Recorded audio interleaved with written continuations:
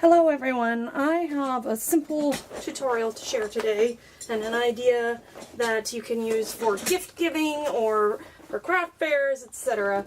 So these that you see here are little mini junk journals that I made for a craft fair that I'm donating these supplies to. So they're just in these little plastic baggies. I think they're they're standard card size. They fit the cards that I've made. So, for example, this is one of the cards I made.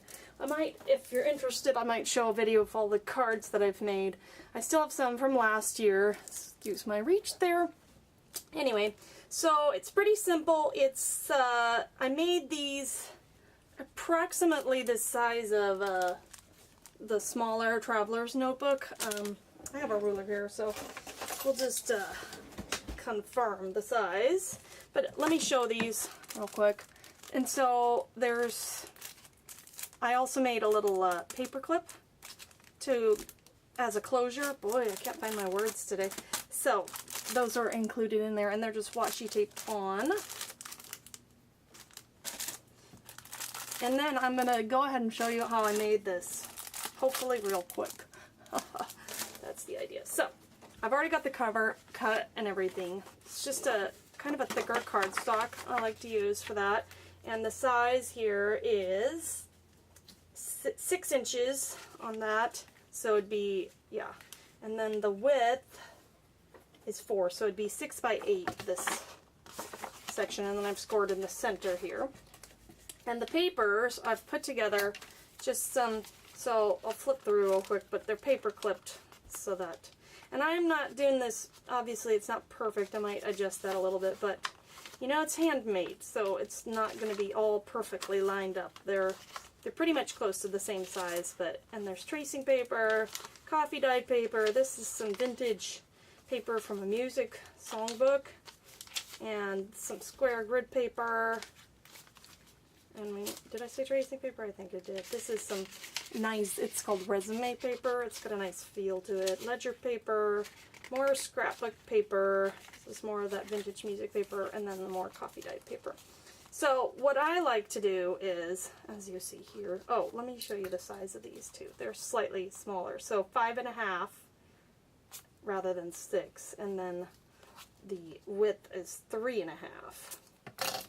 So 7, 5.5 by 7 would be that. So I'm going to try to get this a little more even. And then to help me when I pierce it, I'm going to stick these little paper clips on to hold all the papers in place so they don't move around. You can use binder clips, you know, you can, if you're not fussy, you can just wing it, and if they shift a little, you know, big deal. So I have an awl, a little piercing tool here. I also have made myself a template.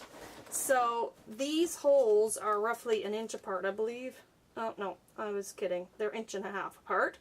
And I have a few different templates. Excuse me a moment. My rabbit here is, this is Henry.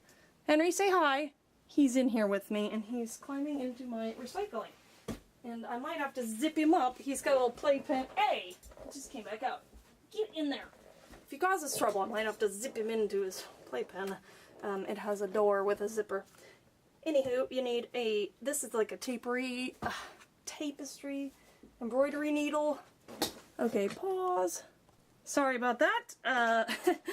Yes, he's been fine all morning, and then the minute I start filming, he wants to go roam the house, and I can't have him do that because he has to be watched. So, where was it? Tapestry, embroidery type needle, has a nice, let's see here, big hole. Oops, it's not focusing. Ow! There you go. I'm great at this. There. You can see. No. This is crochet cotton, and alas, let's go ahead and thread the needle now. So that way it'll be done. This is painful to watch, isn't it? Okay, just that's on there. Alright. And I used to have like a little phone book from a small place I visited. It was an out-of-date one. I lost it when we moved, so that's annoying. So the reason I like the but this is the guts of a book I'd used the cover on, and so I'm using that to kind of keep it in the crevice. So you want to align your template to this. Ow! I just poked myself. Sorry. In the center. You can tape it down if you feel like it, and then you poke the holes. That's why I like the template, because you know, if you just, I'm just eyeballing the center. There, I've got my holes for that. And then, take this guy. So you can do it a lot faster if you do this size a lot. And, like, you know, I think there's 6 of those, 5 of those, I'm not sure. And so, that's roughly the center. This one's a little bit harder to poke through. I might be having, and it's obviously difficult to talk and do this at the same time. I'm checking the back. Yes, I got some good holes there. Then I'm going to set my little template aside, grab my needle and thread, line these guys up, roughly. So I'm sticking the needle in the center hole there, and then through here. And you want to pull it through, except you want to leave a little tail, and I like to grab it with my thumb here. Hold it tight, because you don't want it to get, you don't want to let go of it. Anyway, you come back through this side. Seriously, I can't talk. And actually, it's not as important to hold on to it at the very beginning, so I'm going to let go of it just so that I can get in here. But you want to pull it tight afterwards. And yeah, finally I got that. So, then I'm going to grab that, pull this through, and nice and tight. So you want this side to not be loose. You want that tight.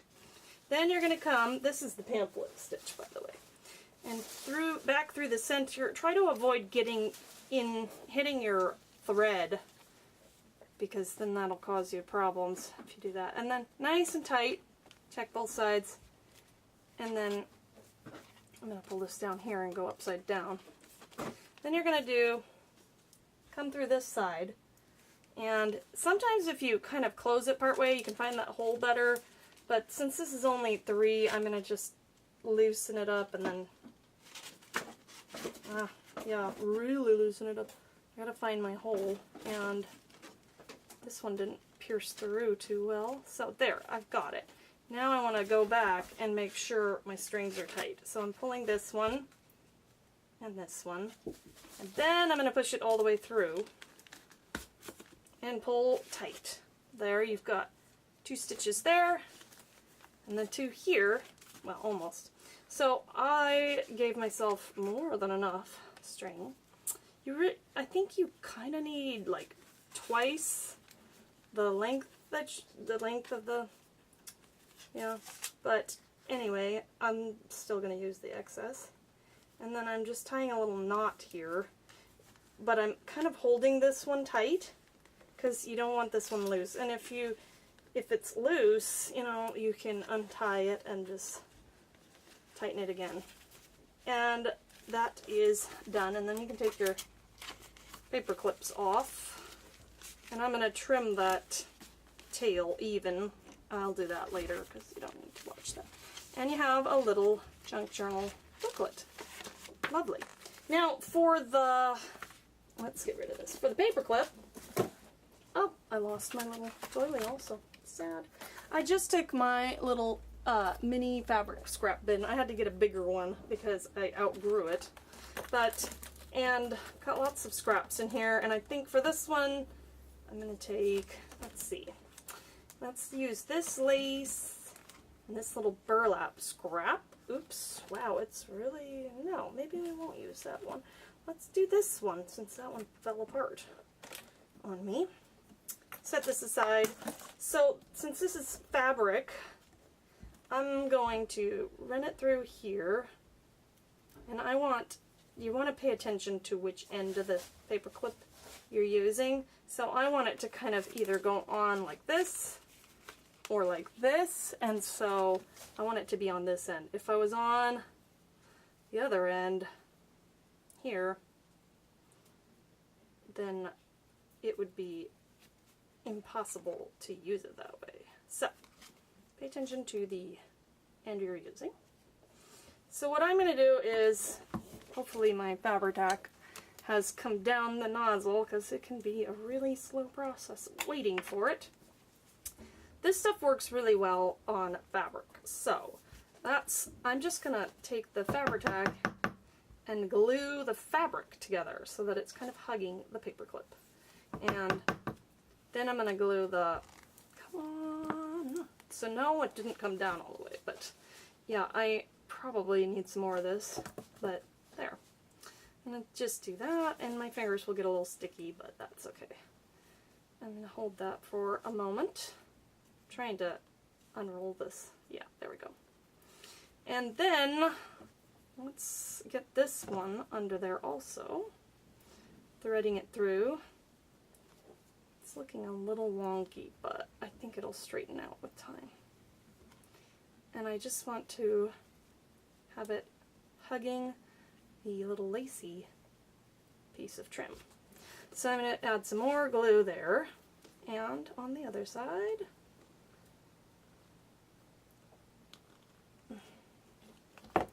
and squeeze.